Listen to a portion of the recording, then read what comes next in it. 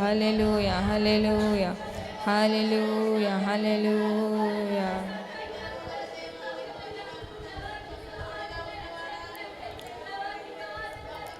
ఏమైనా చేయగలవు కదా, మొత్తం మార్చగలవు. నీ నామముకే మహిమంతా తెచ్చుకొందువు.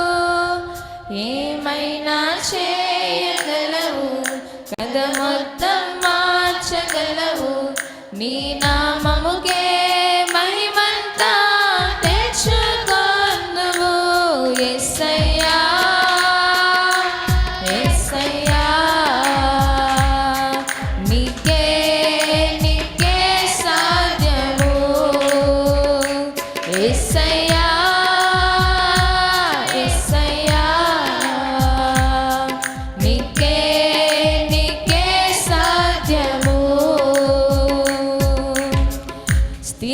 స్థిరపరచువాడవు, బలపరచువాడవు.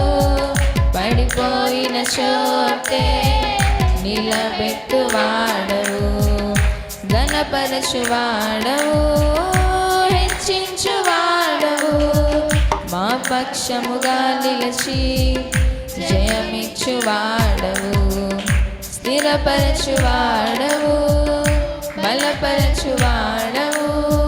పడిపోయిన చోటే నిలబెట్టువాడవు. ఘనపరచువాడవు, హెచ్చించువాడవు. మా పక్షముగా నిలిచి జయమిచ్చువాడవు. ఏమైనా చేయగలవు కదా, మొత్తం మార్చగలవు. నీ నామముకే మహిమంతా తెచ్చుకొందువు.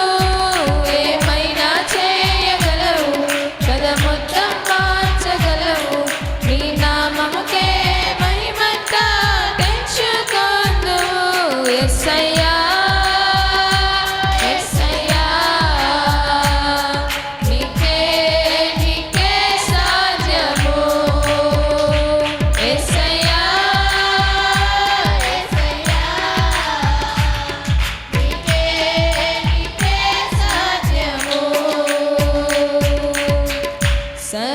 కృపానిధి మా పరమ కుమ్మరి.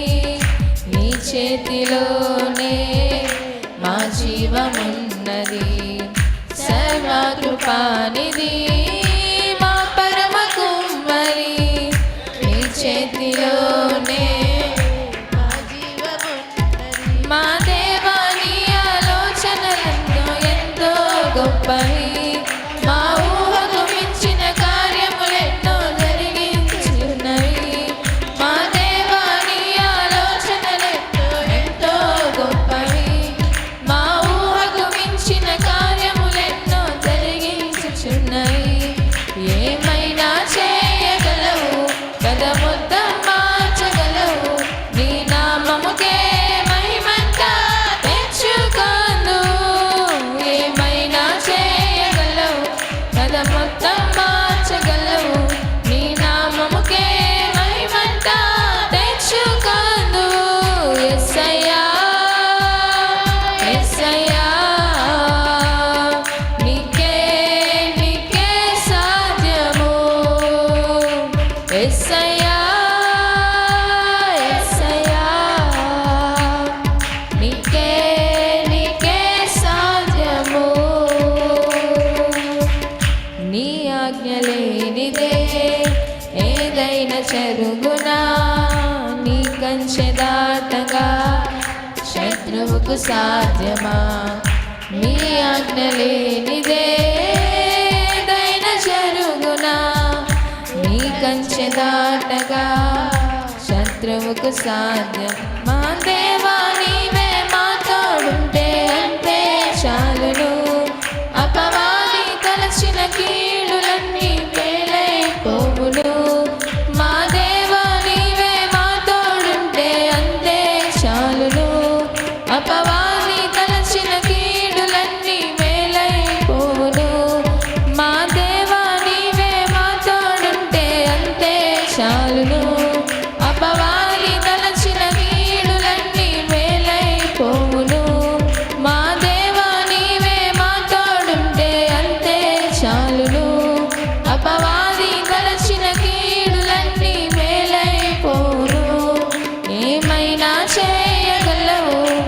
మొత్తం మార్చగలవు, నీ నామముకే మహిమంతా తెచ్చుకోను. ఏమైనా చేయగలవు, కథ మొత్తం మార్చగలవు, నీ నామముకే మహిమంతా తెచ్చుకోను. యేసయ్యా యేసయ్యా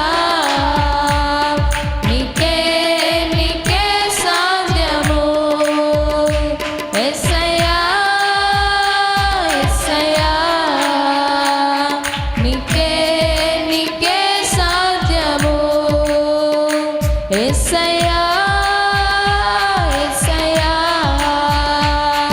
నీకే నీకే సాధ్యము. యేసయ్యా యేసయ్యా నీకే నీకే సాధ్యము, నీకే నీకే సాధ్యము, నీకే నీకే సాధ్యము. మహోన్నతుడా, నీ మహిమ గల పాదాలకు లెక్కలేని స్తుతులు స్తోత్రాలు చెల్లిస్తూ ఉన్నాం ప్రభువా. మరి యొక్క పునరుద్ధాన దినమందు మమ్మల్ని అందరినీ నీ సన్నిధిలో నిలబెట్టినందుకు, నిన్ను స్తుతించడానికి, నిన్ను ఆరాధన చేయడానికి, అంత మాత్రమే కాదు ప్రభువా, మా జీవితంలో మీరు చేసిన మేళ్లను 10 మందికి తెలియచెప్పడానికి మమ్మలను మీ సన్నిధిలో నడిపించినందుకు వందనాలు. నీ వాక్యము సెలవిస్తున్నది, సజీవులే కదా ప్రభు నిన్ను స్తుతిస్తారు, మన్ను నిన్ను స్తుతించదు కదా నాయన. అయ్యా, మమ్మల్ని సజీవ లెక్కలో వేసినందుకు నిన్ను స్తుతించే భాగ్యం మాకు అనుగ్రహించాం. అయ్యా, నీ నామానికి మహిమ చెల్లిస్తూ వాక్యములోకి వెళ్ళిచుండగా మీరు మాకు తోడుగా ఉండి పరిశుద్ధాత్మ దేవుడా నాతో మాతో మా అందరితో మాట్లాడమని యేసు పరిశుద్ధ నామములో మమ్మల్ని మీ చేతికి అప్పగిస్తున్నాము తండ్రి, ఆమేన్. దయచేసి కూర్చుందాం బిడ్డారా.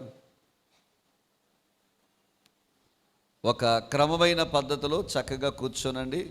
పౌలు అంటాడు, మనం పానము చేసినను భోజనము చేసినను ఎవరికి మహిమ రావాలంట? దేవునికే మహిమ రావాలి. మనం కూర్చుండుట, మనము లేచుట, మనము పాడుట, మనము స్తుతించుట, ప్రతి దాంట్లో మనం దేవునికి మహిమ వచ్చేటట్టుగా మనం చూడాలి. కాబట్టి ఈ సమయంలో మరి మిమ్మల్ని అందరిని బట్టి నేను దేవునికి వందనాలు చెల్లిస్తూ ఉన్నాను. గట్టిగా యేసయ్యకి స్తోత్రం చెప్పండి ఒకసారి. హల్లెలూయా. బైబిల్ గ్రంథంలో ఈ రోజున ఒక వ్యక్తిని మీకు నేను పరిచయం చేస్తాను. అతను చాలా సుపరిచితమైన వ్యక్తి.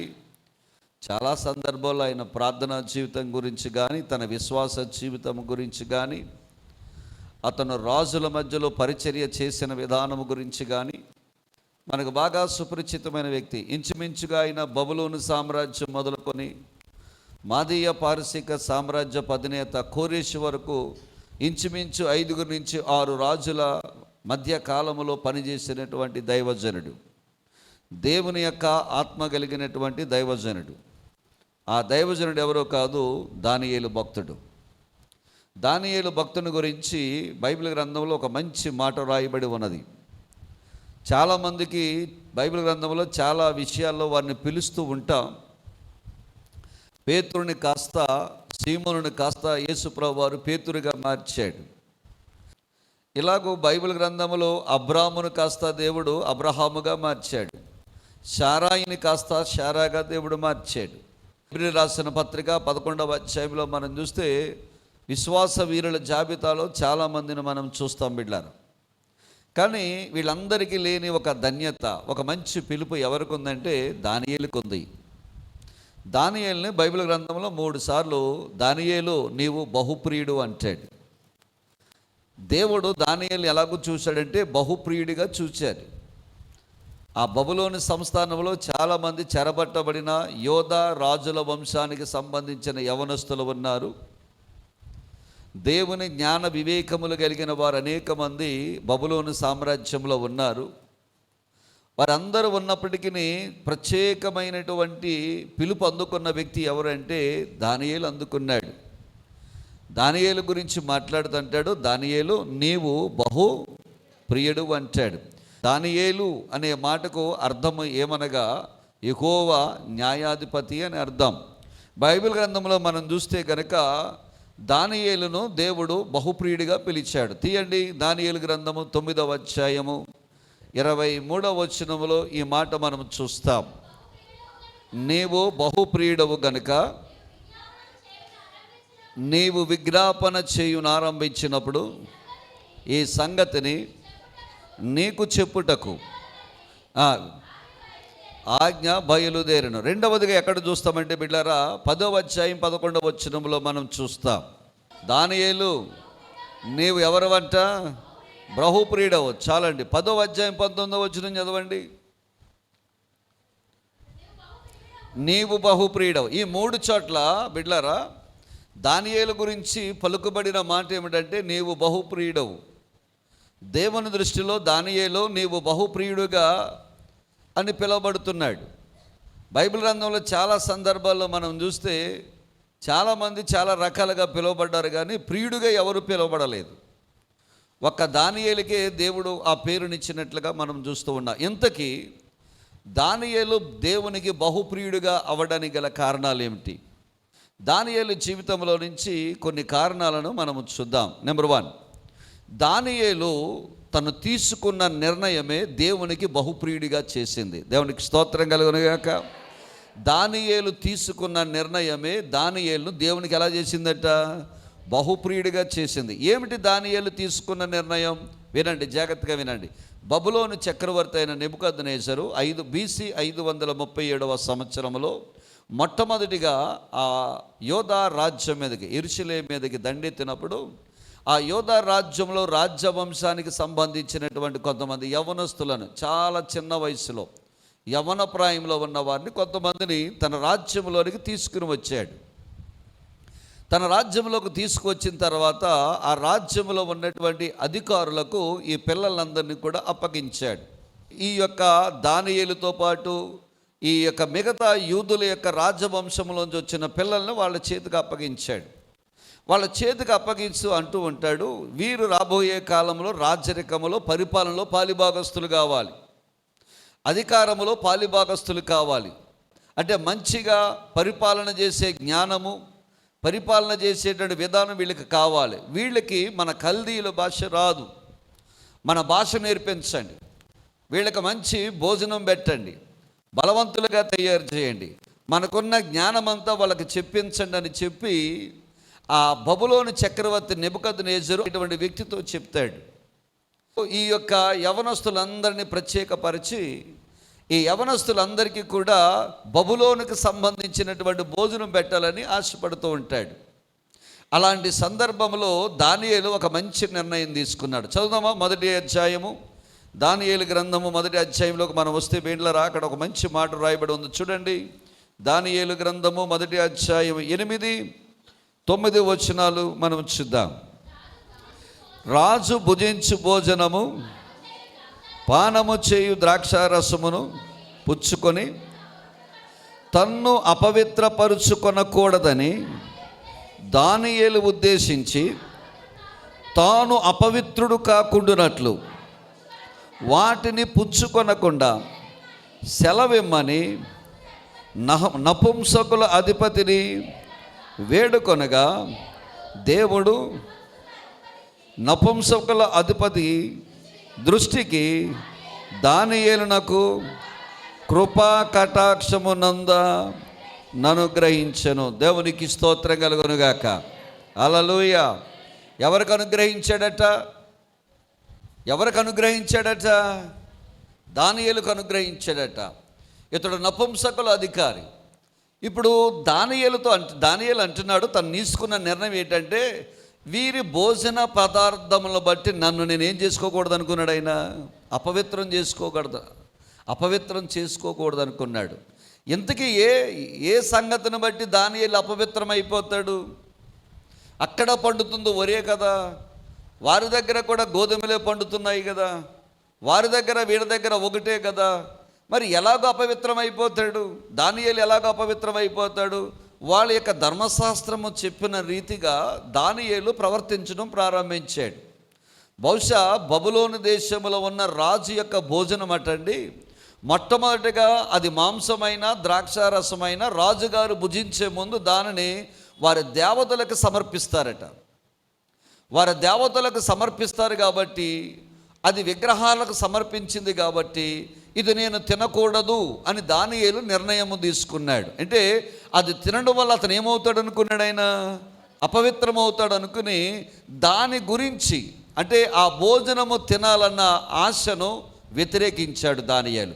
రెండవదిగా దేవుని బిడ్డలారా, రాజుగారు పెట్టిన భోజనము, రాజుగారు ఇచ్చినటువంటి పానము తాగినట్లయితే, రాజుగారు చేసేటువంటి ఆ కల్చర్కి, రాజుగారు చెప్పేటువంటి ఆ సంస్కృతికి వీళ్ళు కూడా లోబడినట్టుగానే ఉంటుందని చెప్పి దానియేలట ఆ భోజనం తినడానికి తిరస్కరించాడట. మూడవదిగా మనం చూస్తే, అన్యులు చాలామంది రక్తముతోనే వారు కూరలు వండుతారు. చాలామంది చూడండి, చాలా సందర్భాలు మనం మార్కెట్కి వెళ్ళినప్పుడు రక్తాన్ని వాళ్ళు ఏం చేస్తారంటే ఒక చిన్న ముద్దగా చేసి ఆ రక్తాన్ని అమ్ముతూ ఉంటారు. దేవుని వాక్యం సెలవిస్తుంది, యూదులకు రక్తము తినడం హేయము, అపవిత్రము. దేవుని బిడ్డలైన వారు ఏం చేస్తారంటే రక్తాన్ని తినరు. ఒక జంతువును చంపిన ఆ రక్తముని కడిగి వారు భోజనం చేస్తారు. కానీ అన్యులు ఏం చేస్తారంటే రక్తమునే వారు వంట వండుకుని తింటారు. ఒకవేళ అలాంటిది ఏదైనా జరిగి ఉంటుంది కాబట్టి దానియేలు ఆ వంటలను తిరస్కరించాడని మరొకరు చెప్పారు. తరువాత నాలుగవదిగా మనం చూస్తే దేవుని బిడ్డలారా, యూదులకు కొన్ని హేయమైనటువంటి జంతువులు ఉన్నాయి. ఆ హేయమైన జంతువులు వాళ్ళు తినడానికి ఇష్టపడరు.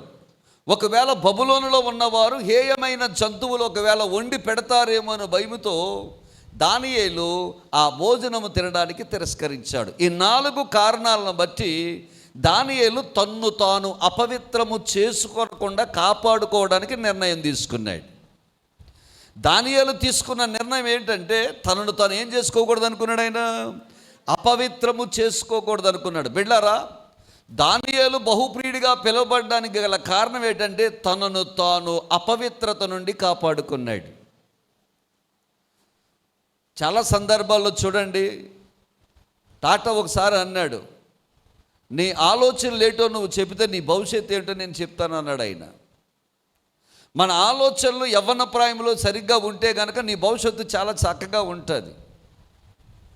యవ్వన ప్రాయంలో మన ఆలోచనలు చాలా పవిత్రంగా ఉండాలి. పెద్దలు అంటారు కదా, మనిషిని 4 రకాలుగా పోలుస్తారు. బాల్యాన్ని కుక్కతో పోలుస్తారు, యవ్వనాన్ని గుర్రముతో పోలుస్తారు, మరి మధ్యస్థానాన్ని అడిగే ప్రౌఢ దశను దేంతో పోలుస్తారంటే గాడితో పోలుస్తారు, తర్వాత వృద్ధాప్యాన్ని కోతితో పోలుస్తారు. ఈ 4 జంతువుల్లో చాలా వేగముగా పరిగెట్టగలిగినది, అలసట త్వరలోనే తీర్చుకుని మరలా వేగంగా పరిగెట్టగలిగింది ఏంటంటే గుర్రం ఒకటే.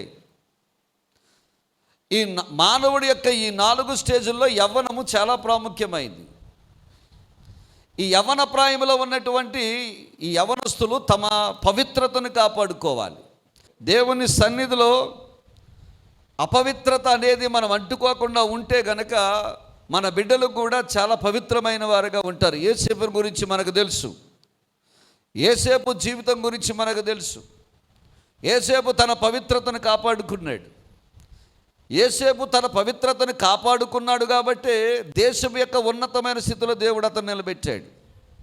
నీ జీవితంలో కూడా యవ్వన బిడ్డలమైన మనము, యవ్వన ప్రాయంలో ఉన్న మనము చేయాల్సిన పని ఏమిటంటే, ఒక అపవిత్రత మనల్ని అంటుకోనకుండా ఒక మంచి నిర్ణయం మనం తీసుకోవాలి. దానియేలును దేవునికి బహుప్రియుడిగా చేసింది కూడా అదేనండి. యవ్వన ప్రాయము చాలా విలువైంది. యవ్వన ప్రాయం అందరికీ కావాలి. యవ్వన ప్రాయం విషయంలో దేవుడికి కావాలి, ఇటు సైతాన్ గాడు కూడా కావాలి.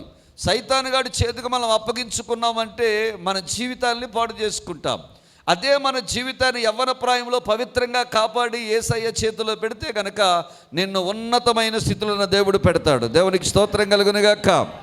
యవ్వన ప్రాయములో నీ పవిత్రతను కాపాడుకుంటే గనుక, అబ్బాయి అయినా అమ్మాయి అయినా మీ యవ్వన ప్రాయాన్ని మీరు కాపాడుకుంటే గనుక మీలో నుంచి పవిత్రమైన బిడ్డలను దేవుడు మీ గర్భాన పుట్టిస్తాడు, మీ కుటుంబంలో పుట్టిస్తాడు. దేవునికి స్తోత్రం కలుగునుగాక. దశలోనికి రాసిన మొదటి పత్రిక 4వ అధ్యాయము 4-5 వచనాలు. మీలో ప్రతివాడును దేవుని ఎరగని అన్యజనుల వలె కామాభిలాష యందు కాక, వినండి, పరిశుద్ధత యందును ఘనత యందును తన ఘటమును ఎట్లు కాపాడుకొనవలెనో అది ఎరిగి ఉండటియే దేవుని చిత్తము. దేవునికి స్తోత్రం కలుగునుగాక. యవ్వన ప్రాయములకు వచ్చిన మనము, యేసయ్యను నమ్ముకున్న మనము, నీవు దేవునికి బహుప్రియమైన విశ్వాసిగా, నువ్వు దేవునికి బహుప్రియమైన విశ్వాసిగా ఒక బిడ్డగా నీవు నేను మారాలంటే మన జీవితంలోనంటండి కామాభిలాష యందు మన దృష్టి ఉంచక, కామాభిలాష యందు మన మనస్సు ఉంచక, ఈ ఘటం ఉందే, ఈ ఘటాన్నంటే మనమంట ఎలాగూ కాపాడుకోవాలో, పవిత్రంగా ఎలాగూ కాపాడుకోవాలో ఎరిగి ఉండుటయే దేవుని యొక్క చిత్తం అంటాడు. ఈ లోకములో మనం ఉన్నప్పుడు అటండి మనం ఈ ఘటాన్నంట చాలా పవిత్రంగా కాపాడుకోవాలట. పవిత్రంగా కాపాడుకోవాలంటే ఏం చేయాలి అని అంటే, మనం చదవకూడనివి చదవకూడదు, చూడకూడనివి కొన్ని ఉంటాయి, చదవకూడని కొన్ని ఉంటాయి, వినకూడనివి కొన్ని ఉంటాయి, చెయ్యకూడనివి కొన్ని ఉంటాయి. వీటి జోలికి మనం పోకూడదు. దేని బిడ్డారా, దేవుని వాక్యం సెలవిస్తుంది, ఎన్నటెన్నటికీ పరిశుద్ధతయే నీకు అలంకారము కదు ప్రభు అంటాడు. దేవునికి స్తోత్రం కలుగునుగాక. హల్లెలూయా. ఏమిటి పరిశుద్ధత వల్ల ఉపయోగము, ఏమిటి పరిశుద్ధత వల్ల లాభం అంటే, నువ్వు దేవుని చేత బహుప్రియుడిగా పిలువబడతావు. నువ్వు బహుప్రియుడిగా పిలువబడడం మాత్రమే కాదు, నిన్ను దేశం యొక్క ఉన్నతమైన స్థితిలో దేవుడు నిలబెడతాడు. ఇప్పుడు ఈ ఘటాన్ని మనం ఏం చేయాలంట, కాపాడుకోవాలి. ఏం చేయాలి చెప్పండి, కాపాడుకోవాలి. ఎలా కాపాడుకోవాలి? ఇప్పుడు చూడండి, మట్టి కొండ ఉందండి, ఫుల్గా నీళ్లు ఉన్నటువంటి మట్టి కొండను ఆ మూతు బట్టి పైకి లేకదీసామనుకోండి, కొండ ఉంటుందా పగిలిపోతుందా? పగిలిపోద్ది. ఎందుకంటే ఆ మూతి ఈ కింద కొండ యొక్క భారాన్నది మోయలేదు కాబట్టి పగిలిపోతుంది. అలాగే మనము కూడా మన జీవితాన్ని చాలా సున్నితంగా, చాలా జాగ్రత్తగా చూసుకోవాలి. ఎందుకో చెప్పమంటారా, సాతానుగాడు ఏ రకంగా నిన్ను పాడు చేయాలని చూస్తాడు, అన్ని రకాలుగా నీ వెనకాల తిరుగుతూ ఉంటాడు. వాడికి వేరే పని ఏమి లేదు. కాసేపు మా అత్తగారి ఇంటికి వెళ్ళి వద్దాం, లేకపోతే మా అమ్మగారి ఇంటికి వెళ్ళి వద్దాం, మా బాబాయ్ ఇంటికి వెళ్ళి వద్దాం అన్న పని ఏమి లేదు వాడికి. 24 గంటలన్న ఏకైక పని ఏడు చెప్పమంటారో, వాడు మన వెనకాల తిరిగి మనల్ని ఎలాగో పాడు చేద్దామని చూసేవాడు వాడు ఒక్కడే. వాడు ఇంకొక మాట చెప్పమంటారా, దేవునికి నీకు దూరం పెట్టేది మరి ఏది కాదు, లైంగికమైన పాపం ఎవరు చేస్తారో వారికి దేవుణ్ణి దూరంగా పెట్టడానికి ప్రయత్నం చేస్తాడు. అందుకనే చాలామంది దేవుని మందిరానికి రావడానికి ఇష్టపడరు. ఎందుకంటే మేము పాపం చేసాం, మేము తప్పు చేసాం అన్న భావంలో వారు ఉండడం వల్ల, వారు వచ్చి మోకరించడం వల్ల ఈ పక్కన సాతానుగాడు వచ్చి చెప్తాడు, నువ్వు రాత్రి పాపం చేసావు, మొన్న పాపం చేసావు, మొన్న ఆదివారం పాపం చేసావు, గుడికి ఎలాగో వస్తున్నావు అని చెప్పినప్పుడు నువ్వు అనుకుంటావు, సరేగా అవును కదా, గుడికి నేను ఎలాగెళ్తాను, ఎలాగొచ్చి నేను ఆరాధన చేయగలను, ఎలాగొచ్చి నేను చేతులు పైకెత్తగలనని నీలో ఒక అపరాధ భావం వచ్చినప్పుడు నువ్వు చేయాల్సిన పని ఏంటి చెప్పమంటావా, మురికి గుడ్డ మురికి అద్దాన్ని శుభ్రం చేయలేదు. ఒకవేళ నువ్వు అనుకుంటున్నావేమో, అయ్యో నేను బాగైన తర్వాత వెళ్తాను, నేను పవిత్రంగా అయ్యాక నేను దేవుని మందిరానికి వెళ్తాను నువ్వు అనుకుంటే కనుక మన జీవితంలో ఎప్పుడూ పవిత్రంగా లేవండి. ఎప్పుడైతే మనం దేవుని మందిరంలోకి వచ్చామో, మన దేవుని మందిరంలోకి వచ్చిన తర్వాత ఆయన క్షమాపణ అడుగుతామో, అయ్యా ఈ అపవిత్రత నన్ను అంటుకుందయ్యా, ఈ అపవిత్రత నా కళ్ళకు అంటుకుందయ్యా, ఈ అపవిత్రత నా చేతులకు అంటుకుందయ్యా, ఈ అపవిత్రత నా కాళ్ళకు అంటుకుందయ్యా, ఈ అపవిత్రత నా హృదయానికి అందుకుందయ్యా అని నువ్వు ఎప్పుడైతే ప్రార్థన చేస్తావో, బిడ ఒక మంచి మాట చెప్తున్నాను, మన ప్రతి అపవిత్రతను కడగగల పవిత్ర రక్తము నా యేసయ్యలో ఉంది, మన యేసయ్యలో ఉన్నది, మన యేసయ్యలో ఉన్నది. ఆ వాక్యము సెలవిస్తుంది, మనస్సాక్షిని కూడా శుద్ధి చేయగలిగిందంటే యేసు రక్తం. ఒకవేళ నువ్వు తలంపుల్లో తప్పు చేసినా కానీ ఆ తలంపులను కూడా శుద్ధి చేయగలిగింది ఏదంటే యేసు రక్తం. దేవుని వాక్యం, దానియేలు ఎందుకు దేవునికి ప్రియుడిగా అయ్యాడంటే, దానియేలు అపవిత్రత అంటుకోకుండా ఏం చేశాడట, కాపాడుకున్నాడు. బిడ్లారా, నేను ఒక మంచి మాట చెప్తున్నాను, ఈ జీవితంలో నీవు నేను మనందరము కూడా దేవుని మందిరంలో ఉన్న నీవు అపవిత్రత అంటుకొనకుండా నువ్వు కాపాడుకోకుంటే గనక నీవు దేవుని దృష్టికి బహుప్రియుడిగా దేవుణ్ణి నిర్ణయించుతాడా. యేసయ్యకి స్తోత్రం చెప్పండి. రెండవదిగా మనం చూద్దాం దేవుని బిడ్డలారా, దానియేలు రెండవదిగా దేవుని చేత బహుప్రియుడిగా పిలువడానికి గల కారణం ఏంటో చెప్పమంటారా? దానియేలుకున్న స్నేహితులటండి. ఎవరు చెప్పండి? దానియేలుకున్న స్నేహితులు. ఈ మహాత్మా గాంధీ అన్నాడు, నీ స్నేహితులు ఎవరో చెప్పు, నీవు ఎలాంటి వాడువో నేను నీతో చెప్తానన్నాడు ఆయన. నీ స్నేహితులు ఎలాంటి వారో చెప్పు, నువ్వు ఎలాగ ఉంటావో నీ సంగతి నేను చెప్తానన్నాడు ఆయన. ఎందుకంటే మన స్నేహితుల బట్టి మన స్థితి ఏమిటో మనకు అర్థమవుతుంది బిడ్డలారా. ఇప్పుడు దానియేలుకున్న స్నేహితులు ఎవరు అనుకుంటున్నారు?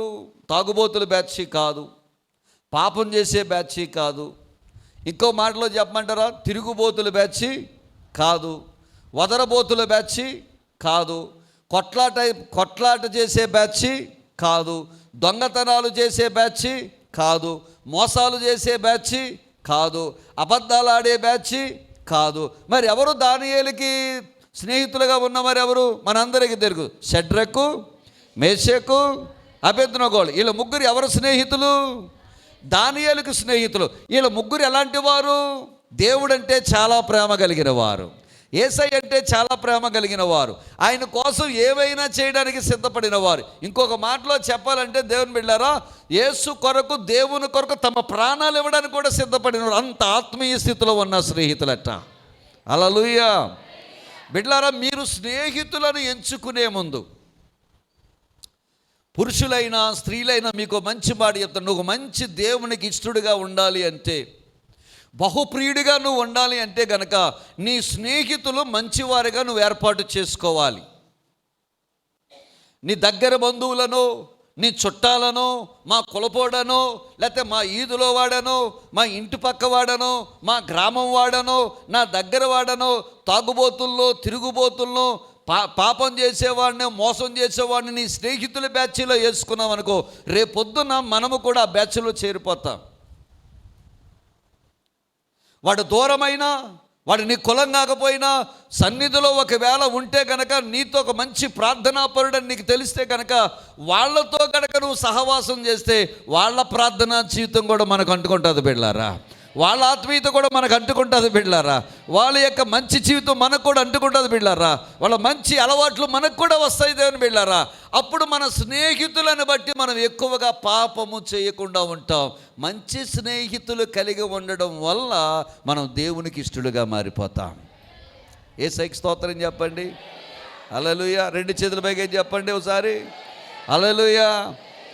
సంఘములో ఎవరైనా ప్రార్థనా పరులు నీకు కనపడితే వాళ్ళ దగ్గరికి వెళ్ళి సహవాసం చేయి. నలుగురు కూర్చుని ప్రార్థన చేయండి. నలుగురు కూర్చున్న తర్వాత ప్రార్థన చేయగలిగిన స్నేహితులు నీకు ఉండాలి. నలుగురు కూర్చున్న తర్వాత నలుగురు కోసం మాట్లాడుకునే స్నేహితులను ఉండకూడదు. రేపొద్దున నీ దగ్గర ఎదుటి వారి కోసం చెడ్డగా మాట్లాడిన ఆమె రేపొద్దున నీ కోసం పక్క వాళ్ళ దగ్గర చెడ్డగా మాట్లాడుతుంది. ప్రార్థన చేసే బిడ్డ నీకెళ్తే రా నాయనా, ఇద్దరం కలిసి ప్రార్థన చేసుకుందాం, ఇద్దరం కలిసి వాక్యం చదువుకుందాం, ఇద్దరం కలిసి మోకాళ్ళేద్దాం అని ఒకవేళ సహవాసం కలిగి ఉంటే కనుక బిడ్డలారా, నువ్వు ఎంత గొప్పగా సంపాదించుకోవడం చెప్పిన ఆత్మీయ జీవితంలో ఎదుగుతావు, దేవుని దృష్టిలో బహు ఇష్టురాలుగా మారిపోతావు. హల్లెలూయా. నీ ప్రార్థన వలన కుటుంబాలు బాగుపడతాయి, నీ ప్రార్థన వల్ల సంఘం బాగుపడుద్ది, నీ ప్రార్థన వల్ల నీ గ్రామం బాగుపడుద్ది, నీ ప్రార్థన వల్ల నీ ఈదు బాగుపడుద్ది, నీ ప్రార్థన వల్ల నీ కుటుంబంలో ఉన్న రక్షణ లేని వ్యక్తులు రక్షించబడతారు. ఈ నలుగురు మంచి స్నేహము కలిగి ఉండడం వల్ల. నలుగురు దొంగలు కలిశారు అనుకోండి, ఏం మాట్లాడుకుంటారు? 60 గజాలు నేను వెళ్తాను రా, నారాయణపురం నువ్వేళ్ళు, సైకిల్ కాలనీ నేను వెళ్తాను, గణేష్ నగర్ నువ్వేళ్ళని మాట్లాడుకుంటాడు. దేనికి? రాత్రి ఏం చేద్దామని? మోసం చేసే వాళ్ళు నలుగురు వెళ్తే ఏం మాట్లాడుకుంటారు? నాకు ఈరోజు ఏ బకరాగాడు దొరుకుతాడా, ఆ బకరాగాడిని పట్టుకుందామని చూస్తారు. మీకు చాలా సందర్భాల్లో మీరు రైల్వే స్టేషన్కి కానీ బస్ స్టేషన్కి కానీ వెళ్తారా? వెళ్ళినప్పుడు అక్కడ బోర్డు ఒకటి ఉంటుంది, మీరు చూసారు ఎప్పుడైనా? దొంగలు ఉన్నారు జాగ్రత్త అనగానే ఆటోమేటిక్గా నీ చెయ్యి ఎక్కడికి వెళ్ళిపోద్ది? జేబుల్లోకి వెళ్ళిపోద్ది, లేదు ఎక్కడికి వెళ్ళిపోద్ది. నువ్వు ఎక్కడ డబ్బులు ఉంటే అక్కడికి వెళ్ళిపోద్ది చెయ్యి. దాని కింద ఉంటాడు, అలా చూస్తూ ఉంటాడు. ఎప్పుడైతే నువ్వు ఆ బోర్డు చూసి నువ్వు తడుముకోవడం మొదలెట్టావో, ఈవిడ దగ్గర ఏముందన్నమాట, ఈయన దగ్గర ఏమున్నాయన్నమాట, నిన్ను వెంబడించి జాగ్రత్తగా నీకు తెలియకుండానే కొట్టేస్తాడు వాడు. నీకు తెలియకుండానే కొట్టేస్తాడు. తెలిస్తే చేయబట్టుకుంటాం, తెలీదు మనకి. నీకు తెలియకుండానే వాడు జేబులో ఉన్న డబ్బులు కానీ నీ మెడలో ఉన్న చైన్ కానీ మొత్తం లాక్కి వెళ్ళిపోతాడు. నీకు ఎప్పుడు గుర్తొస్తుంది చెప్పమంటారా? బస్సు దిగిన తర్వాత అయ్యో టీ తాగితే బాగుంటుంది కదా అని అనిపించిన తర్వాత, పక్కనున్న టీ కొట్టు దగ్గరికి వెళ్ళిన తర్వాత ఒక స్ట్రాంగ్ టీ ఇవి అని అన్న తర్వాత, వాడు టీ ఇచ్చిన తర్వాత డబ్బులు పే చేయాలన్నప్పుడు జోబులో చెయ్యడతావు. అప్పుడు ఏం కనపడు చెప్పండి? డబ్బులు కనపడు. అప్పుడు అంటూ అయ్యో బాబు నా డబ్బులు ఎవడో. మెలకుగా లేవా? బస్సులో మెలకుగానే ఉన్నాం. చూస్తూనే ఉన్నాం. ఈ రోజులు ఇంకా ఈజీ అయిపోయింది. సెల్ ఫోన్ పిచ్చిలో పడి మొత్తం మర్చిపోతున్నారు. ఇంకా ఈజీగా కొట్టేస్తున్నారు ఇప్పుడు. ఏమండి, మోసగాళ్ళు మాట్లాడితే ఇలాగే మాట్లాడుకుంటారు, దొంగలు మాట్లాడితే ఇలాగ మాట్లాడుకుంటారు. కానీ ప్రార్థనా పరులు కలిస్తే గనక ప్రార్థన గురించి మాట్లాడుకుంటారు, దైవత్వం గురించి మాట్లాడుకుంటారు, దేవుని గురించి మాట్లాడుకుంటారు. అయ్యా ప్రార్థన ఎలాగో చేయాలో మాట్లాడుకుంటారు, ప్రార్థనలో ఎలాగో ఎదగాలో మాట్లాడుకుంటారు, దేవునిలో ఎలాగో ఎదగాలో మాట్లాడుకుంటారు, వాక్యంలో ఎలాగో ఎదగాలో మాట్లాడుకుంటారు. సన్నిధిలో నీకు ఎలాంటి వారు ఎవరైనా కనపడితే కనుక వాళ్ళతో సహవాసము చేయి. బిడ్డారా, ప్రార్థించే వాళ్ళ దగ్గరికి వెళ్ళి పలానా వాళ్ళు ఇలాగా పలానా వాళ్ళు అని అలాగని ఎవరైనా నీ దగ్గరికి వచ్చే అలాంటి వాళ్ళని ప్రార్థన చేయడానికి నీ దగ్గర రానివ్వకు. ఎందుకో చెప్పంటారా? వాళ్ళు నిన్ను కూడా చెడగొట్టేస్తారు. మూడవ వ్యక్తి గురించి మనం మాట్లాడకూడదండి. దానియేలు స్నేహితులు ఎలాంటి వాళ్ళు చెప్పమంటారా? నెబుకద్నెజరు ఒక ప్రతిమ నిలబెట్టాడు. నిలబెట్టిన తర్వాత దాన్ని మొక్కమన్నాడు. వీళ్ళు అన్నారు ఊరుకో రాజా మేము మొక్కమన్నారు. మొక్కకపోతే చచ్చిపోతారన్నాడు. మా దేవుడు వేడిమి గల అగ్నిగుండములో నుంచి రక్షించడానికి సామర్థ్యము కలిగిన వాడు. ఒకవేళ వీళ్ళు అన్నారు, వీళ్ళు మనలాంటి విశ్వాసులు కాదండి, మనలాగా గోడ మీద పిల్లువాటం కలిగిన వారు కాదండి, అటైతే ఎటు ఇటైతే ఇటు అని చెప్పేవాళ్ళు కాదండి. వీళ్ళు ఏమన్నారు? ఒకవేళ మా దేవుడు మమ్మల్ని రక్షించకపోయినా పర్వాలా, నన్ను స్వస్థపరచకపోయినా పర్వాలా, నాకు డబ్బులు ఇవ్వకపోయినా పర్వాలా, నన్ను ఆదరించకపోయినా పర్వాలా, నాకు ఎవడు ఏమి ఇవ్వకపోయినా పర్లా, మేము నమ్మిన దేవుడు మాకు ఉన్నాడు, ఆయన మాకు న్యాయం తీరుస్తాడు, వేడిమి గల అగ్నిగుండములో నుంచి రక్షించగల సమర్థుడు నా దేవుడు. హల్లెలూయా, హల్లెలూయా. రాజా మీకు సమాధానము చెప్పవలనన్న చింత మాకు లేదు రాజా అంటే. అలాంటి స్నేహితులు కలిగి ఉన్నాడండి దానియేలు స్నేహితులు అలాంటి వారండి. మన స్నేహితులు ఎలాంటి వారంటే, ప్రార్థనకి వెళ్తున్నావా, వెళ్ళు, ఏమన్నా దేవుడు చేశాడా, అది ఏం చేయలేదులే అండి, చేయలే అమ్మా, ఎందుకు వచ్చిలేండి మా ప్రార్థనలే అమ్మా, రా మా దగ్గర రా మేము చేస్తామని చెప్తారు.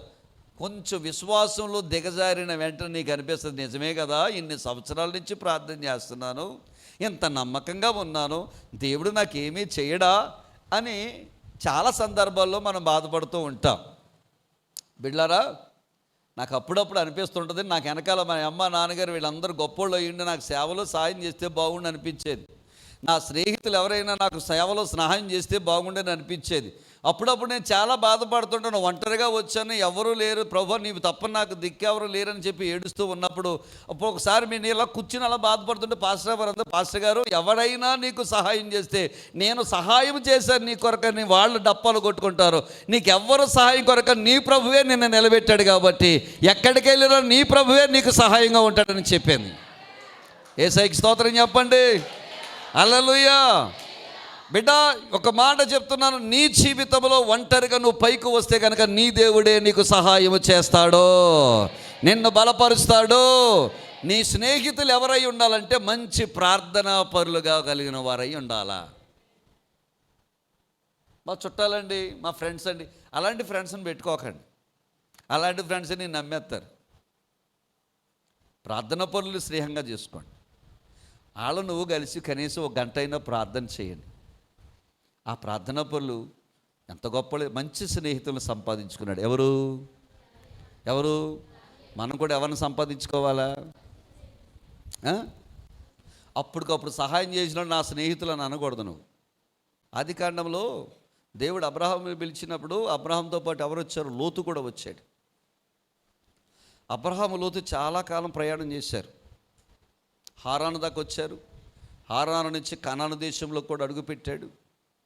అడుగుపెట్టిన తర్వాత లోతు అబ్రహాముతో ఉన్నంతకాలం, సహవాసం ఉన్నంతకాలం చాలా గొప్పగా ఆశీర్వదించబడ్డాడు. అబ్రహామును దీవించిన దేవుడే ఎవరిని దీవించాడు? లోతును కూడా దీవించాడు. ఎంత అద్భుతం చెప్పమంటారా? అబ్రహాంతో సహవాసం ఉన్నాడు లోతు. అబ్రహాం ఏం చేస్తుంటే లోతు అదే చేసేవాడు. అబ్రహాం ప్రార్థన చేస్తే లోతు కూడా ప్రార్థన చేసేవాడు. అబ్రహాము దేవుని భయపడితే లోతు కూడా దేవుని భయపడేవాడు. అబ్రహాము ఏ కార్యాలు అయితే చేసేవాడో లోతు కూడా అదే కార్యాలు చేసేవాడు. ఒక రోజు వచ్చింది, ఆ ఇద్దరు కాపర్లు కొట్టుకోవడం ప్రారంభించారు. ఈ లోతు అబ్రహాం దగ్గరికి వెళ్ళన్నాడు, అబ్రహామా నీ కాపర్లకి నా కాపర్లు గొడవ అవుతుంది, పంచాయతీ ఏంటో చెప్పు, ఏం చేద్దామని అడిగాడు.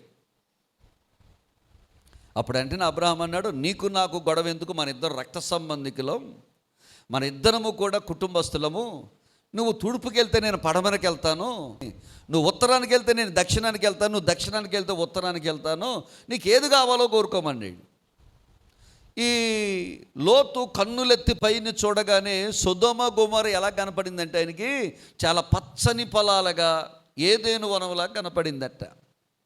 ఇప్పుడు కనబడిన తర్వాత లోతు అంటాడు అబ్రహాంతో, అబ్రహామా నా తండ్రి, నేను ఈ సొదొమ గొమొర్రా ప్రాంతానికి వెళ్ళిపోతాను, అక్కడ నాకు చాలా చక్కగా ఉందని చెప్పాడు.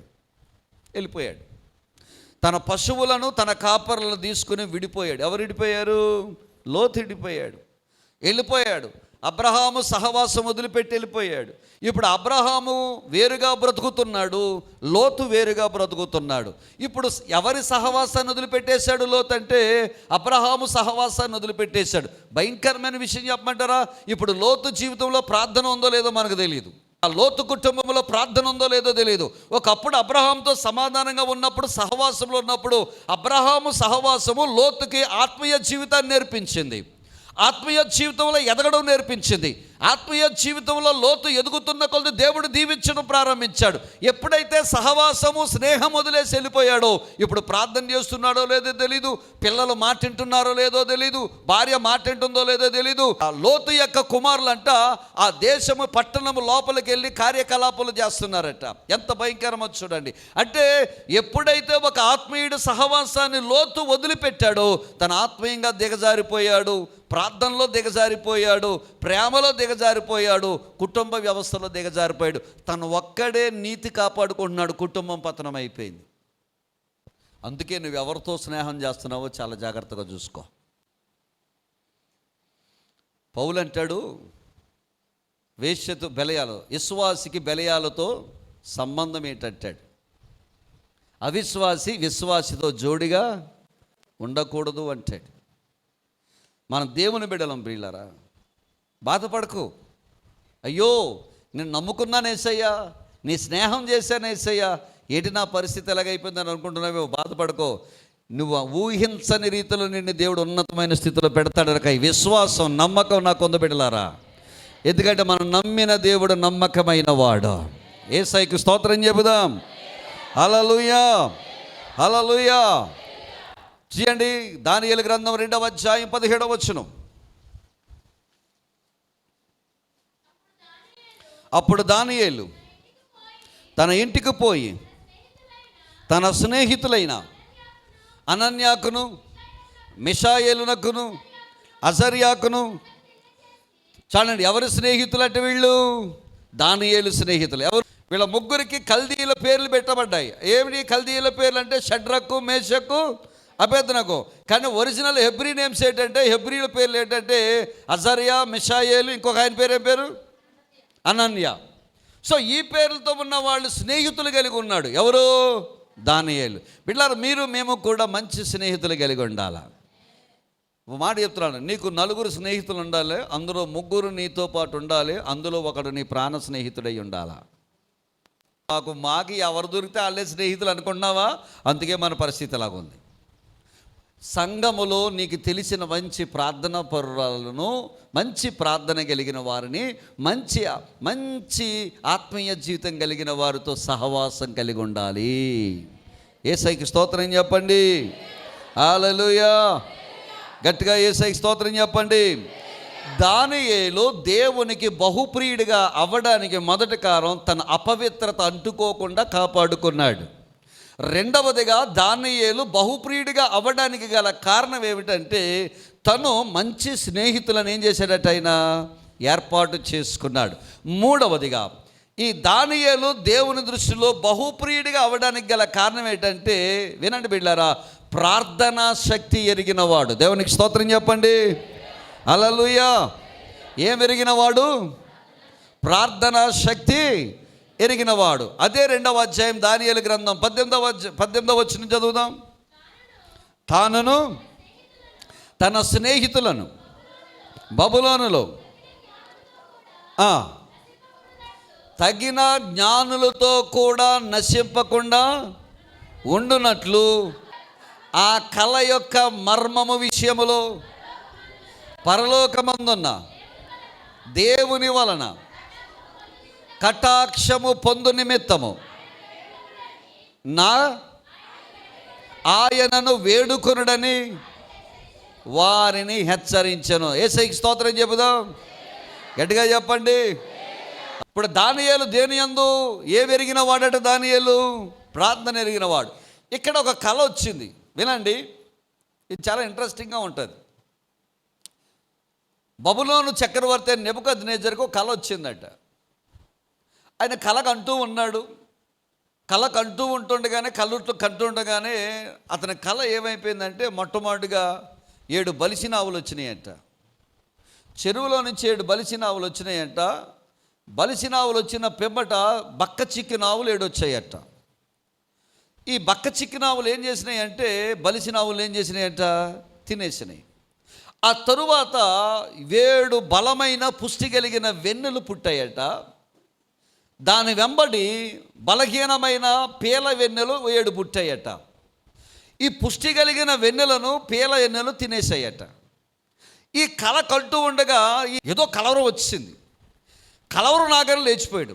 లేచిపోయిన తర్వాత ఏం జరిగిందో చెప్పమంటారా, కళ మర్చిపోయాడు. కలవరంలో కళ మర్చిపోయిన రాజు. యేసయ్యకి స్తోత్రం కలుగును. మంచి మాట ఇది. మనకి రాత్రి మాటలు చాలా కళలు వస్తుంటాయి కదా, మీలో చాలామందికి భయం వేస్తుంటుంది.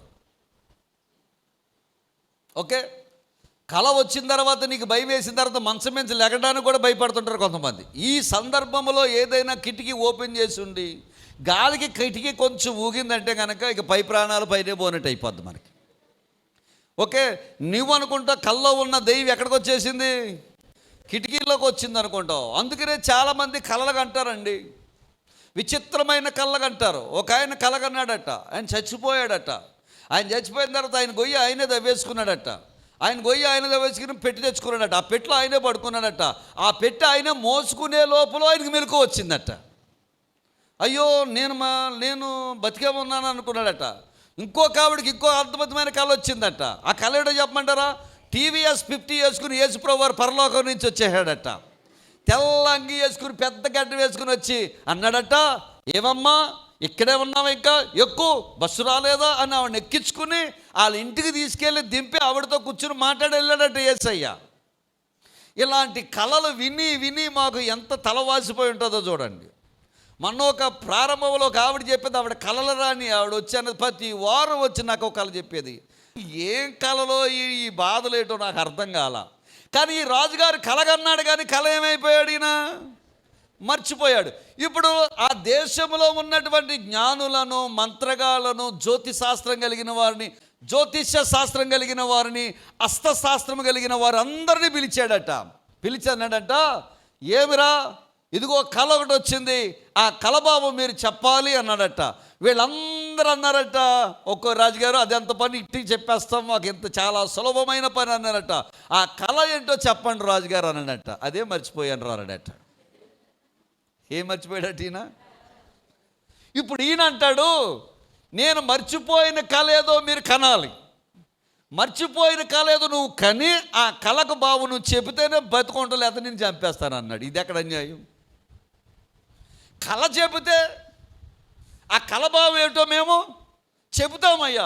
నువ్వు ఏ కళ కన్నావో పోనీ మేము ఏదైనా కళ కల్పించుకుని చెప్తే ఆ కళ కాకపోతే ముందే చంపేస్తాం మమ్మల్ని. అప్పుడు వీళ్ళందరూ ఏకమై అన్నారు, రాజా ఈ భూప్రపంచంలో ఈ భూమి మీద ఎవడు కూడా కళ కని దాని భావము చెప్పాలంటే ఎవడి వల్ల ఏ పని కాదు. కళ కనాలంటే కానీ నువ్వు కళ చెప్తే కనుక నీ కళభావం మేము చెప్తామన్నట. ఈ రాజుగారికి ఇంకా కోపం ఎక్కువైపోయింది. నేను పలానా టైం ఇస్తున్నాను, ఆ రోజుల్లోగా మీరు కళభావం చెప్పారా బతుకుతా, లేదా మొత్తం అందరిని లేపేస్తాను అన్నాడు. నీకు ఏం చేయాలో అర్థం కాలేదు వీళ్ళకి. ఆ నోట ఈ నోట, ఆ నోట ఈ నోట, ఈ నోట. ఈ మాట ఎవరి దగ్గరికి వచ్చింది? దానియేలు దగ్గరికి వచ్చింది. దానియేలు దగ్గరికి వచ్చి, ఏంటి దేశమంతా కంగారుగా ఉంది, జ్ఞానులు అందరూ చాలా కంగారు పడిపోతున్నారు, ఏంటి కథ ఏంటని అడిగితే, బాబు రాజుగారు ఏదో కలగన్నాడంట, ఆ కళ మర్చిపోయాడంట దిక్కుమాలాడు. ఆ కళ గుర్తుంటే ఏదన్నా చెప్పేవాళ్ళం, కళ చెప్పాలంట దాని భావం కూడా చెప్పాలంట అని ఎవరికి చెప్పారు? దానియేలు చెప్పారు. దానియేలు అన్నాడంట, అబ్బా అద్భుతమైన మాట. దానియేలుకి తన చిన్నప్పుడు యెరూషలేములో ఉన్నప్పుడు అటండి ఒక వచనం గుర్తొచ్చిందట. వాళ్ళ పాస్టర్ గారు ప్రవచించుచుండగా, ఎవరు? ఇర్మీయా భక్తుడు ప్రవచించుచుండగా తన మాటలు విన్నాడంట ఈ యొక్క దానియేలు. మాటలు ఏంటి ఆ మాటలు అని అంటే, తీయండి ఇర్మీయా గ్రంథము 33వ అధ్యాయం 3వ వచనం. ఇర్మీయా గ్రంథము 33వ అధ్యాయం 3వ వచనం త్వరగా తీయాల. నాకు మొర్ర పెట్టుము, నేను నీకు ఉత్తరం ఇచ్చేదను, నీవు గ్రహింపలేని గొప్ప సంగతులను, గూఢమైన సంగతులను నేను నీకు తెలియచేదను. యేసయ్యకి 2 చేతుల పైకి ఎదిగట్టుగా స్తోత్రం చెప్పండి ఒకసారి. ఇప్పుడు దానియేలుకు ఈ మాట గుర్తొచ్చిందటండి. అవును కదా, మా పాస్టర్ గారు చెప్పారు కదా, మా ప్రవక్త చెప్పాడు కదా, ఆయనకు మర్ర పెట్టమన్నాడు, ఆయనకు మర్ర పెడితే కనుక ఆయన తెలియని విషయాలు చెప్తానన్నాడు కదా, మర్మములు చెప్తానన్నాడు కదా, గూఢమైన సంగతులు చెప్తానన్నాడు కదా అని చెప్పి దానియేలు సరాసరి ఎవరి దగ్గరికి వచ్చాడంటే రాజుగారి దగ్గరికి వచ్చాడు. రాజు అన్నాడు, నువ్వు దేవదూతల ఆత్మ కలిగిన వాడు అంట కదా దానియేలు, నేను కల కన్నాను, కల మర్చిపోయాను, కల భావం కూడా, కల చెప్పాలి కల భావం కూడా. అప్పుడు దానియేలు శాంతంగా అన్న మాట్లాడి చెప్పమంటారా, అయ్యా ఇది నా వల్ల అయ్యే పని కాదు, ఒక దేవుడు ఉన్నాడు, మర్మములను బయలుపరిచే దేవుడు ఒకడు ఆయన అన్నాడు. ఖచ్చితంగా ఆయన నీ కళకు తెలకు అర్థాన్ని కూడా చెబుతాడు, నాకు కొంచెం సమయం ఇవ్వండి అయ్యా అని కోరుకున్నాడట. ఇచ్చనేళ్ళు దానియేలు అన్నాడట. ఆ మాట పట్టుకుని సరాసరి ఎవరి దగ్గరికి వచ్చాడంటే తన స్నేహితుల దగ్గరికి వచ్చాడు. ఎవరి దగ్గరికి వచ్చారు చెప్పండి? తన స్నేహితుల దగ్గరికి వచ్చి చెప్తున్నాడు, అయ్యా రాజుగారు కళ మర్చిపోయాడు, కళ యొక్క భావం అని చెప్పాలంటే ఇది మానవుల వల్ల అయ్యే పని, మానవ ఆత్మ వల్ల అయ్యే పని కాదు, ఇది దైవాత్మ వల్ల మన దేవుని వల్ల అయ్యే పని. ఎందుకంటే రహస్యములు బయలుపరిచేవాడు ఆయనే, నిగూఢమైన సంగతులను తెలియచేయవాడు ఆయనే, బరుగైనటువంటి విషయాలను, రహస్యమైన విషయాలను బయలుపరిచేవాడు ఆయనే. ఆయనకు మర్ర పెడితే మనకి నిగూఢమైన సంగతులు తెలియజేస్తాడని చెప్పి ఈ దానియేలు ప్లస్ షడ్రకు, మేషకు, అబేద్నెగోలు అందరూ కూడుకొని ఉపవాసం ఉండి ప్రార్థన చేశారట. యేసయ్యకి స్తోత్రం చెప్పండి, గట్టిగా చెప్పండి. ఎప్పుడైతే వీళ్ళు ఉపవాసం ఉండి ప్రార్థన చేశారో దేవుని బిడ్డలారా, పరమందున్న దేవుడు గూఢమైన సంగతులు బయలుపరచగల దేవుడు కాబట్టి దానియేలుకు రాజుగారు మరిచిపోయిన కళను మరలా దానియేలుకు తెలియజేశాడట. ఆ కళ యొక్క భావాన్ని కూడా దానియేలుకు తెలియజేశాడట. హల్లెలూయా. రాజుగారి దగ్గరికి వచ్చాడు. రాజా నీకు ఎలాంటి కళ వచ్చింది కదా అన్నాడు. 7 బలిసిన ఆవులు ముందు వచ్చాయి కదా, ఆ తరువాత దాని వెనకాల 7 బక్క చిక్కిన ఆవులు వచ్చినాయి కదా, ఈ బలిసిన ఆవులను బక్క చిక్కిన ఆవులు తినేసాయి కదా. కరెక్ట్ కరెక్ట్ కరెక్ట్ అన్నాడు. తర్వాత రాజా 7 పుష్టిగల ఎన్నులు వచ్చాయి కదా, ఆ తర్వాత పీల ఎన్నులు వచ్చాయి కదా, ఈ పుష్టిగల ఎన్నులను పీల ఎన్నులు తినేసి correct correct you are right అన్నాడట. రాజా దేవుడు నిన్ను ప్రేమించి తన చిత్తములో ఉన్నావు కాబట్టి నిన్ను ప్రేమించి రాబోయేటువంటి గొప్ప కరువు నుండి, రాబోయేటువంటి గొప్ప ప్రమాదము నుండి దేవుడు నిన్ను తప్పించడానికి ముందుగానే ఇది నీకు తెలియజేశాడు రాజా అని చెప్పాడట. రాజుగారు తబ్బిపుప్పు అయిపోయాడు. అద్భుతం చెప్పమంటారా, రాజుగారు దానియేలుకి సాష్టాంగ నమస్కారం చేశాడట. యేసయ్యకి స్తోత్రం చెప్పండి. హల్లెలూయా హల్లెలూయా. దానియేలు దేవునికి బహుప్రియుడు అవ్వడానికి గల కారణం ఏంటో చెప్పమంటారా, ప్రార్థనా శక్తి అంటే ఏమిటో దానియేలుకు తెలుసు. బిడ్డ నీకు కూడా ఒక మంచి మాట చెప్పాలని ఆశపడుతున్నాను. దానియేలు ఎలాగైతే ప్రార్థన అనే గురించి ఎరిగినవాడు, నీ జీవితంలో కూడా ప్రార్థనా శక్తిని గుర్తెరగాలని నేను కోరుకుంటున్నాను. ప్రార్థన తేలిక తీసిపారేయకు, ప్రార్థన ఆషామాషిగా తీసిపారేయకు. ఇది నా కర్మ అని నువ్వు అనుకోవద్దు, మా బతుకులు ఇంతే అని నువ్వు అనుకోవద్దు, ఏది జరిగితే అది జరుగుద్దులే అని అనుకోవద్దు. నీవు ఒక భర్తగా, ఒక భార్యగా మా పరిస్థితి ఎలాగైపోయింది, మా కర్మలే అని అనుకోవద్దు. కర్మ బయట వాళ్ళు మాట్లాడేది, కర్మను కూడా మార్చగల స్థితి ప్రార్థనకు మాత్రమే ఉంది బిడ్డలారా. యేసయ్యకి స్తోత్రం కలుగునుగాక. హల్లెలూయా, హల్లెలూయా. నా బ్రతుకు ఇంతే అని నువ్వు అనుకోవద్దు, నా స్థితి ఇంతే నువ్వు అనుకోవద్దు.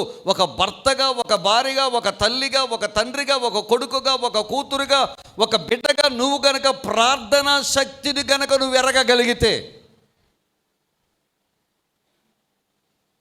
గొప్ప అద్భుతాలు చూస్తారు బిడ్డారా.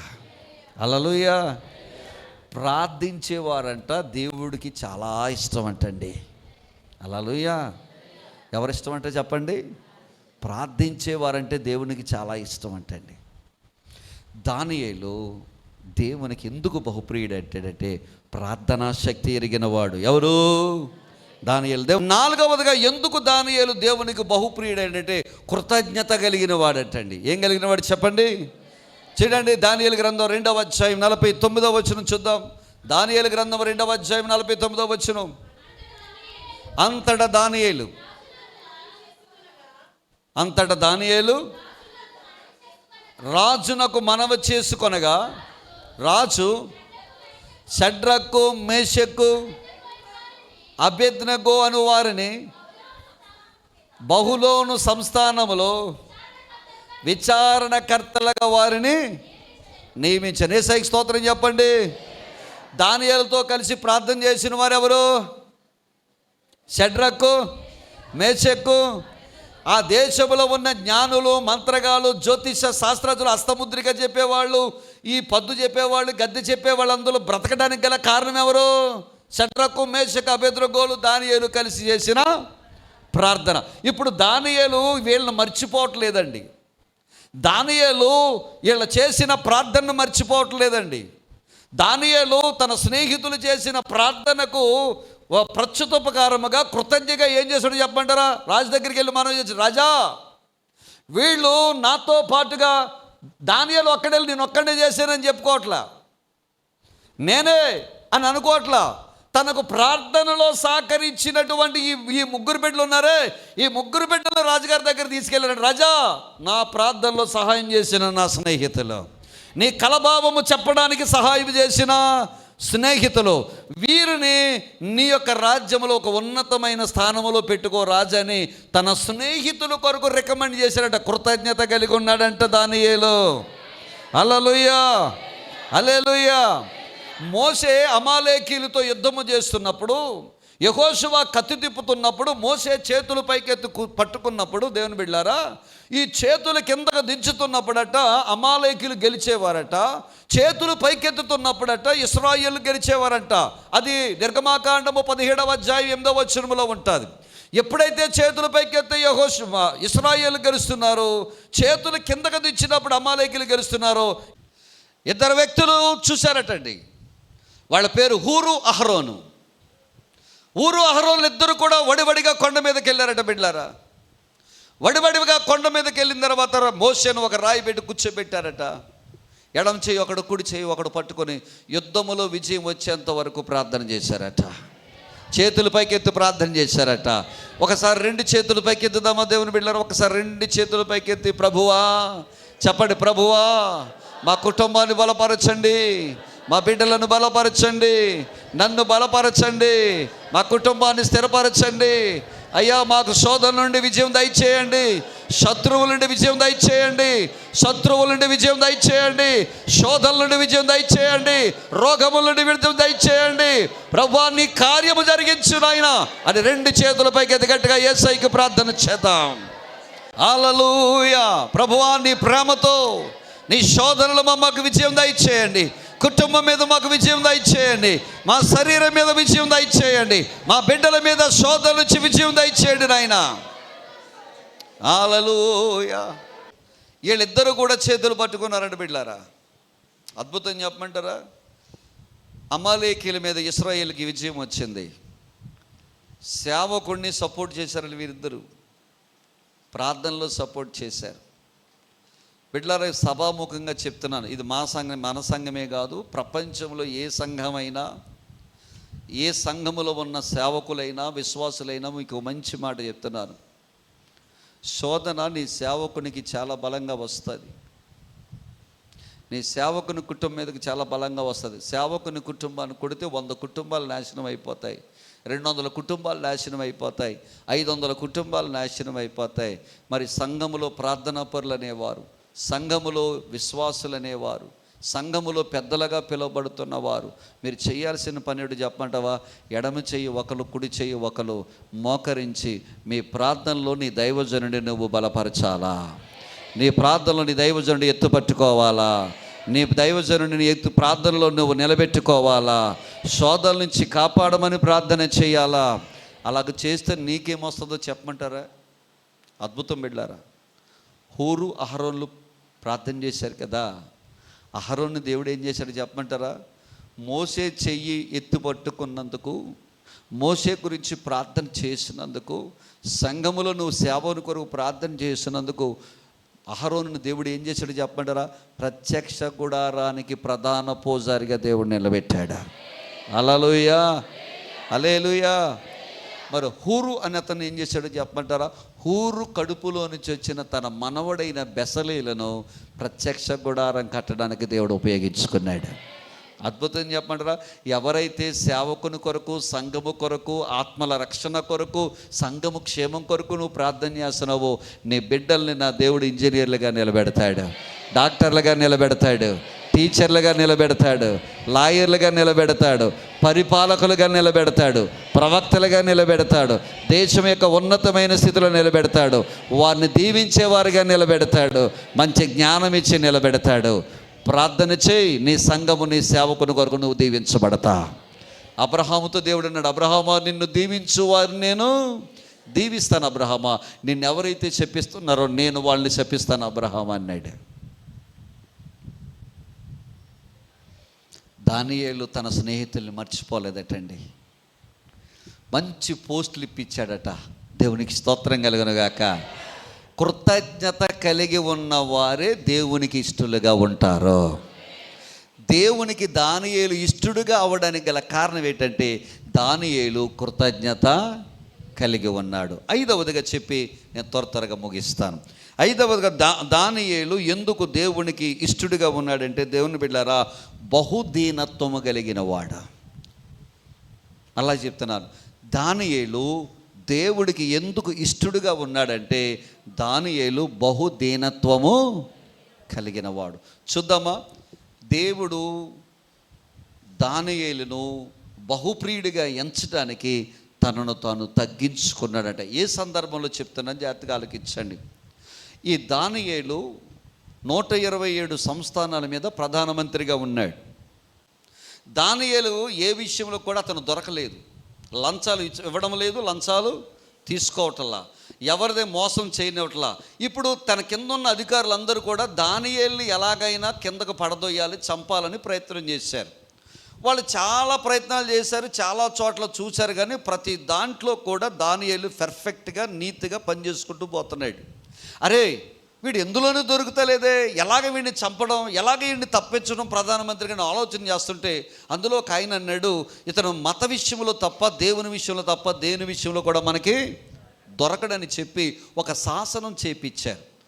ఆ బబులోను చక్రవర్తి ఆ చక్రవర్తి దగ్గరికి వెళ్ళి ఒక శాసనం చేపించారు. ఏమిటి ఆ శాసనం? ఒక్క 40 రోజులు రాజా నీ దగ్గర తప్ప ఎవరి దగ్గర ఇతను ఎవరి దగ్గర పూజించడం కానీ ఎవరి దగ్గర మొక్కడం కానీ ఏం చేయకూడదు. అలాగూ చేస్తే వాళ్ళకి ఏం విధించాలి? మరణదండన విధించాలని చెప్పి శాసనం చేశారు. శాసనానికి రాజుగారు ఏం చేశారంటే తన ఉంగరముతో ముద్ర వేశాడు. రాజుగారు ఉంగరముతో ముద్ర వేశాడంటే తను ఇచ్చిన ఆ యాజ్ఞను ఆయన కూడా మీరడానికి వీలు లేదు, అంత పవర్ఫుల్. ఆ పవర్ఫుల్ అయినటువంటి ఆ యొక్క శాసనం వెళ్ళింది.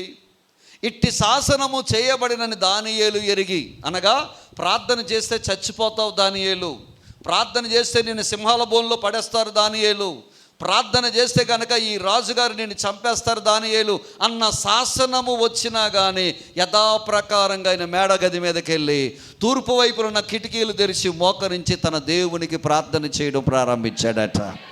దేవునికి స్తోత్రం కలుగునుగాక. హల్లెలూయా, హల్లెలూయా. తన ప్రార్థన చేయుచుండగా పట్టబడ్డాడు దానియేలు. అద్భుతం. కొంతమంది పాపము చేయుచుండగా పట్టబడతారు, కొంతమంది త్రాగుచుండగా పట్టబడతారు, కొంతమంది జూదమాడుతుండగా పట్టబడతారు, కొంతమంది ఎలాంటి పనికిమాలిన పనులు చేయుచుండగా పట్టబడతారు. కానీ దానియేలు ఏ విషయంలో పట్టబడ్డాడంటే ప్రార్థన చేయుటలో పట్టబడ్డాడు. యేసయ్యకి మహిమ కలుగునుగాక. హల్లెలూయా. తీసుకెళ్లారు, సింహాల బోన్లో పడేశారు. సింహాల బోన్లో పడేశారు బిడ్డలారా. ఆ రాత్రంతానంట రాజుగారికి కలవరం వచ్చేసిందంట. ఆ రాత్రంతా రాజుగారికి చాలా నిద్ర పట్టలేదట. నాట్యాలు దూరంగా పెట్టేశాడట, డ్యాన్స్ ప్రోగ్రాం పక్కన పెట్టేశాడు, మద్యం దగ్గర పక్కన పాడేశాడు, రాణిగారిని పక్కన పాడేశాడు, ఒంటరిగా ఉన్నాడు. వేదనతో ప్రార్థన చేయడం ప్రారంభించాడు రాజుగారు. ఒక దాసుని కొరకు, ఒక హెబ్రీ దాసుని కొరకు ఒక రాజుగారు కలవరపడి ప్రార్థన చేయడం ప్రారంభించాడు. రాజుగారు చూస్తున్నారు, తెల్లవారు ఎప్పుడవుతుందా, సింహాల బోన్ దగ్గరికి ఎప్పుడు వెళ్దామా అని చూస్తున్నాడు. తెల్లవారిపోయింది బిడ్డలారా. రాజు పరుగు పరుగున దానియేలు ఉన్న సింహాల బోన్ల దగ్గరికి వచ్చాడట. చదువుదాం, ఈ వాక్యం చదువుదాం, చూడండి త్వరగా. అతడు గుహ దగ్గరకు రాగానే, దానియేలు గ్రంథము 6వ అధ్యాయము 20 నుంచి 22 వచనాలు. అతడు గుహ దగ్గరకు రాగానే దుఃఖస్వరముతో దానియేలుని పిలిచి, జీవము గల దేవుని సేవకుడువైన దానియేలు,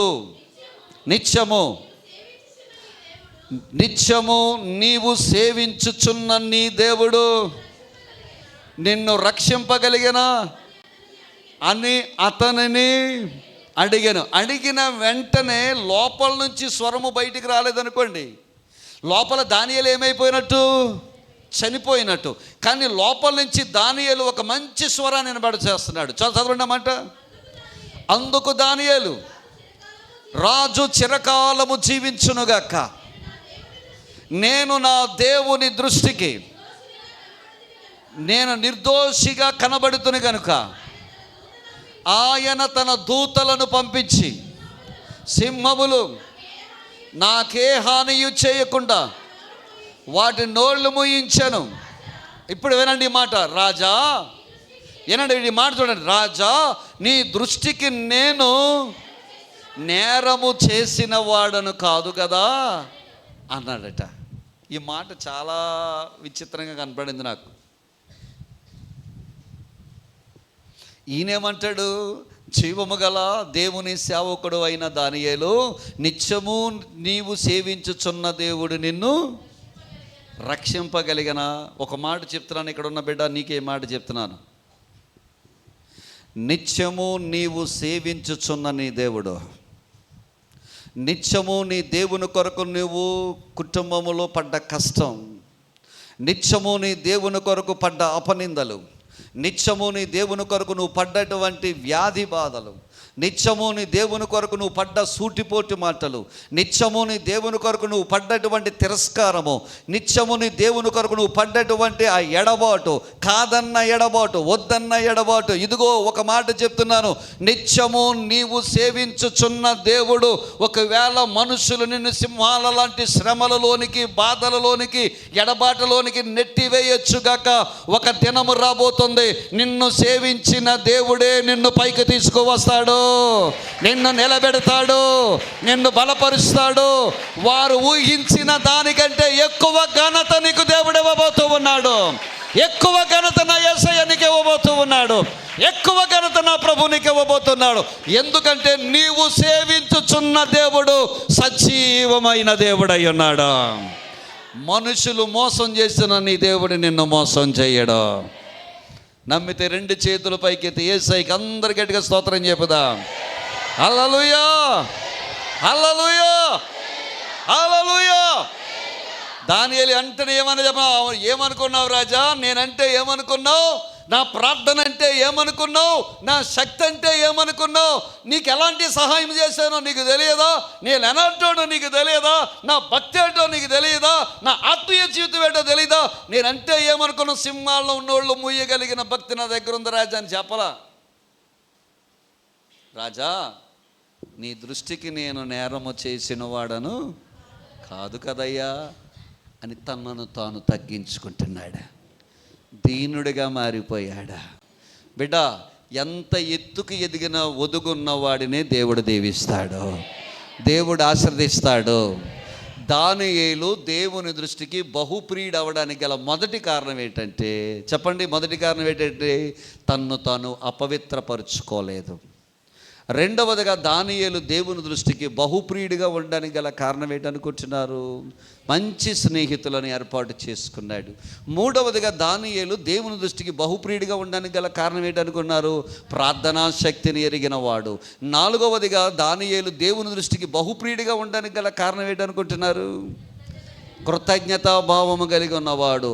ఐదవదిగా దానియేలు దేవుని దృష్టికి బహుప్రియుడు అవడానికి గల కారణం ఏంటంటే తనను తాను తగ్గించుకున్నాడు. బిళ్ళారా, ఈ 5 లక్షణాలు నీలో ఉంటే నీవు మనుషుల చేత కాదు, పాస్టర్ గారి చేత కాదు, దేవుని చేత బహుప్రియుడిగా పిలువబడతావు. అట్టి కృప దేవుడు మనకు దయచేయునుగాక. ఒక్కసారి లేచి నిలబడదామా? చిన్న ప్రార్థన చేసుకుందాం.